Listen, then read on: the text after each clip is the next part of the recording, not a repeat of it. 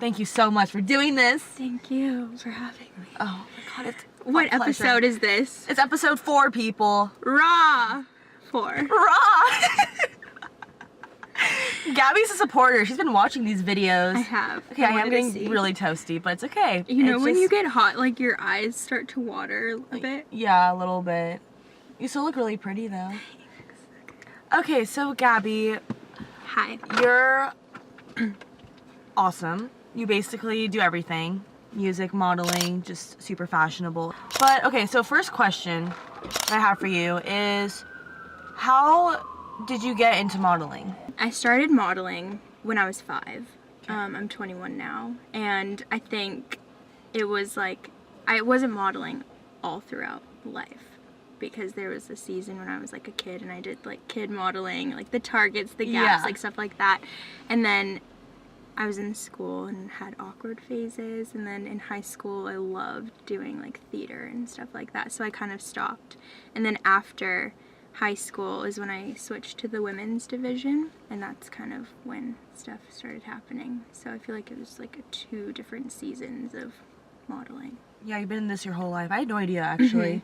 Wow, Yeah. I'm learning so much. Okay, you do modeling and you also sing. So Yeah. how did you get into singing?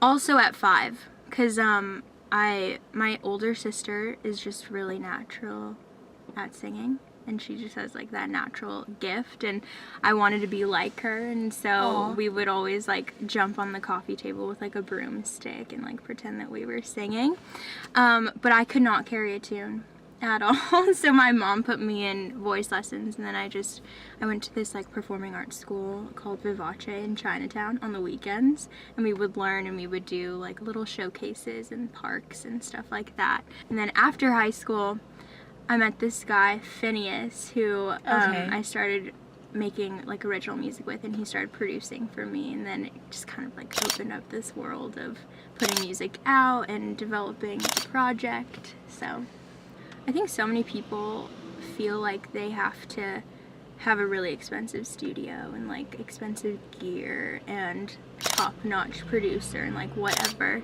to be able to produce a good song. But so many times like people just make music out of their bedroom. That's kind of what we do.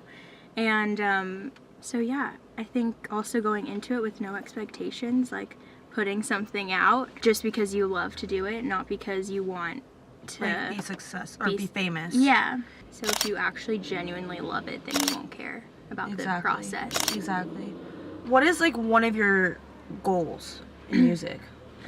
Yeah. For this year, I want to put out more songs, because last year that's when I started releasing, and then I just didn't really do anything with it. I just put the songs out. So this year I want to have like a set plan, put music out as much as I can, and then start doing shows.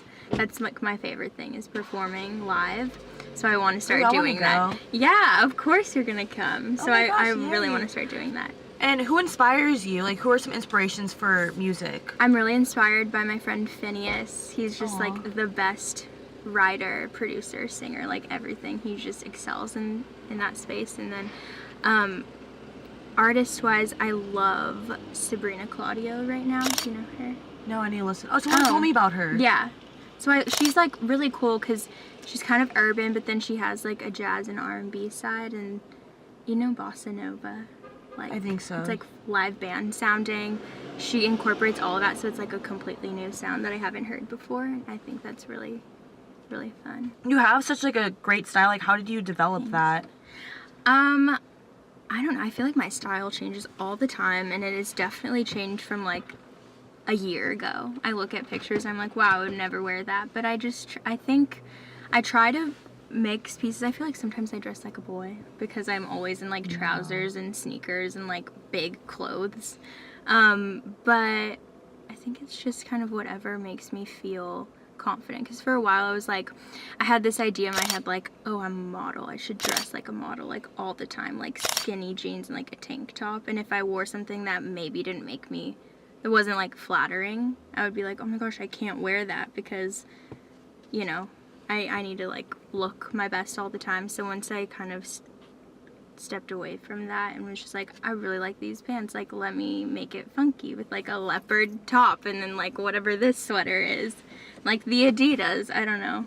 Just Wow, kind of that's mixing awesome. like really weird things and trying But to I make like it. Like, cool. I really like your outfit. Thanks. Where do you see yourself in like 5 years? I'll be 26. I'm really obsessed with getting my own space. Like, I really want to move out and have my own space. And like, I love Anthropologie homes, so like, I hope my home looks like that.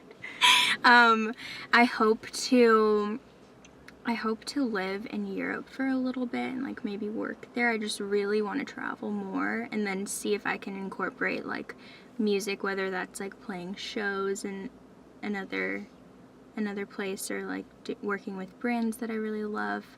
So hopefully I can travel more, get out of LA for a little bit, but still have my little haven that looks like Anthropologie. Yes. Have you ever gone through like a hard time with modeling?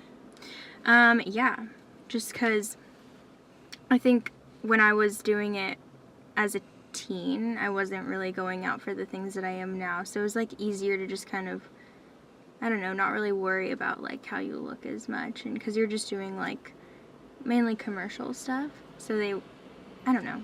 I don't want to say like they want you to look like real, but I feel like now it's so much harder because there's so many girls. Like, there's always going to be someone, like, prettier, taller, nicer, smarter, whatever. So it's just kind of hard to, like, come to terms and, like, accept, like, this is who I am. This is what I look like. This is what I can do. So, yeah, it has been hard at times. Like, I think it's always really tiring, but then you just have to remember, like, this is a really cool opportunity that, like, not a lot of people can do. And what was, like, one moment in your music and modeling career where you were like, wow, I can't believe this is happening. This is so awesome.